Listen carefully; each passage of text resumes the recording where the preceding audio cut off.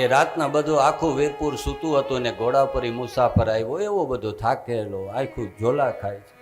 આવીને દરવાજો ખખડાવ્યો, જલારામ બાપાએ દરવાજો ખોલ્યો છે, ઘોડા ઉપરથી મુસાફરને ઉતાર્યો છે.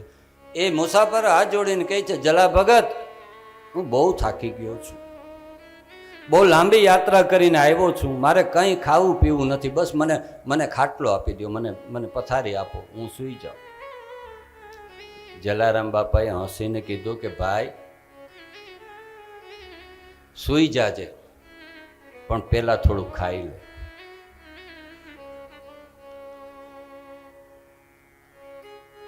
તમને કોઈને ખવડાવીને જો સંતોષ મળે ને તો તમારે સમજવાનું કે તમારી અંદર પણ જલારામ બાપુ જાગે છે. કોઈને ખવડાવીને જો આનંદ થાય ને,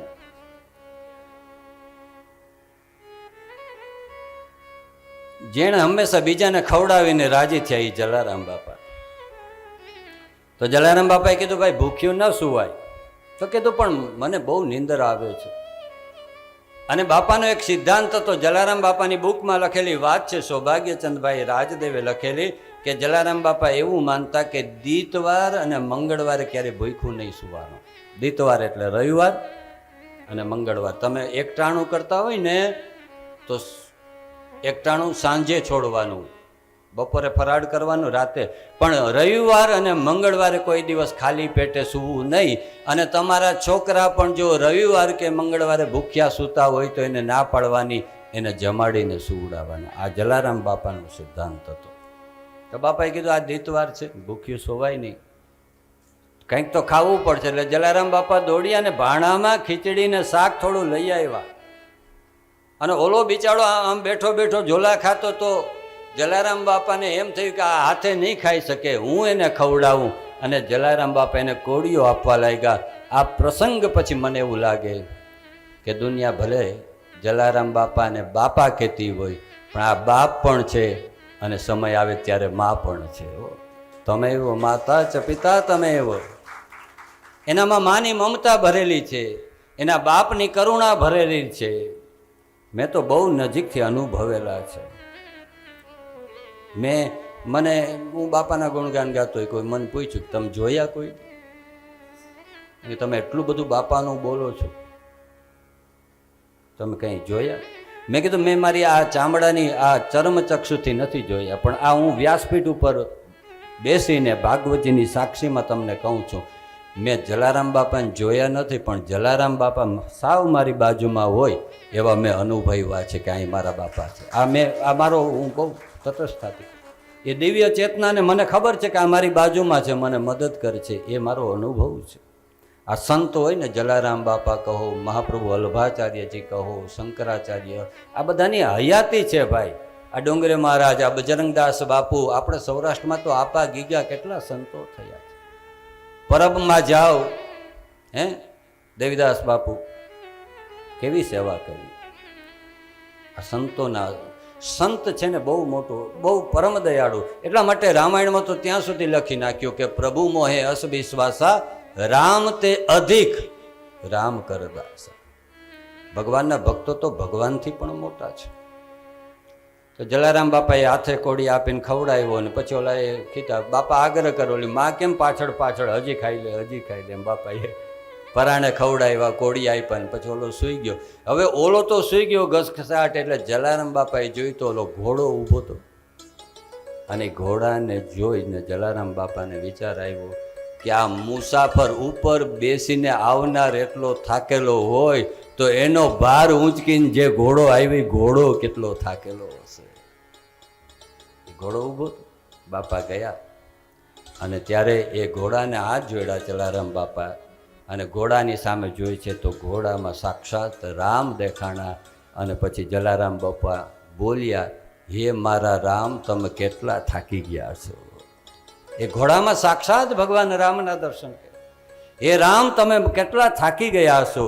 અને જલારામ બાપાએ રામની અનુભૂતિ કરી. દોડ્યા, ગરમ પાણી કર્યું, અને પછી આપણે ઓલા ગિરનારથી ઉતરીને આવ્યા હોય ને પગમાં હોજા ચડી ગયા હોય તો કેમ ગરમ પાણીથી એ મસાજ કરીએ, પગ ધોઈએ, એમ જલારામ બાપા ગરમ પાણી લઈ આવ્યા અને એ ઘોડાના પગ ધોવા લાગ્યા.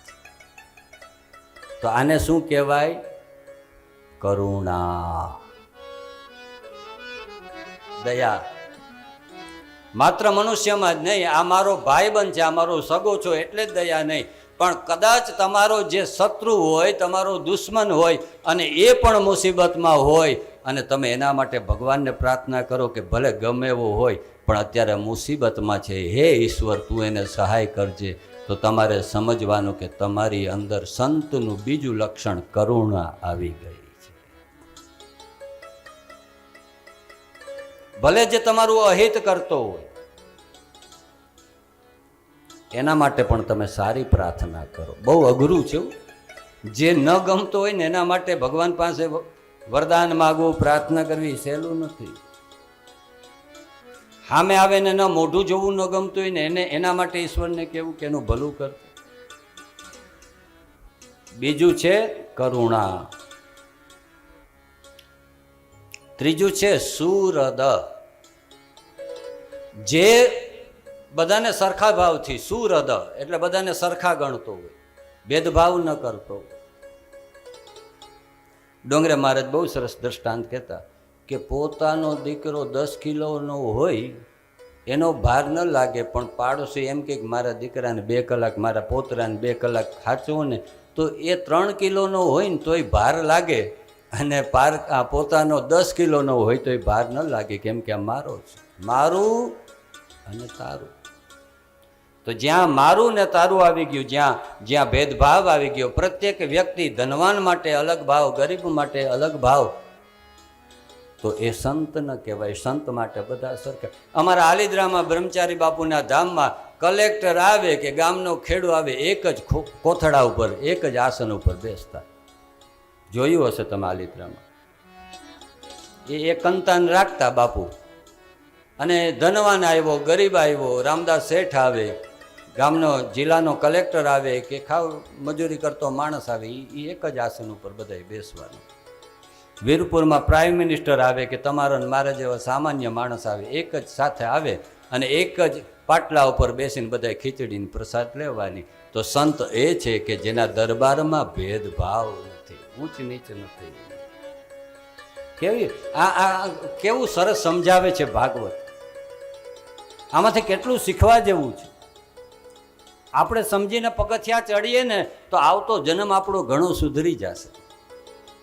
તો પહેલું છે સહનશીલતા, બીજું છે કરુણા, ત્રીજું છે ભેદભાવ કરવાનો, બધાને સરખા રાખવાનો.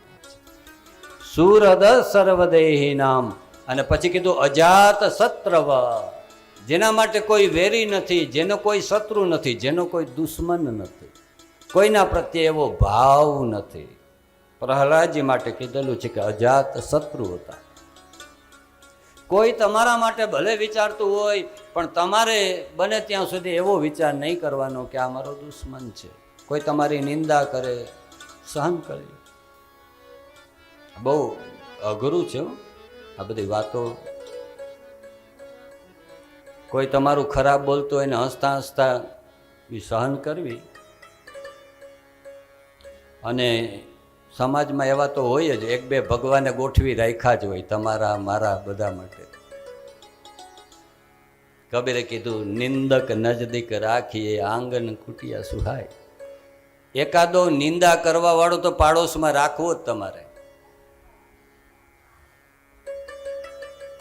તમે સમાજના પરિવારના ગમે એટલા સારા કામ કરશો પણ એક તો ઊભો થશે જ.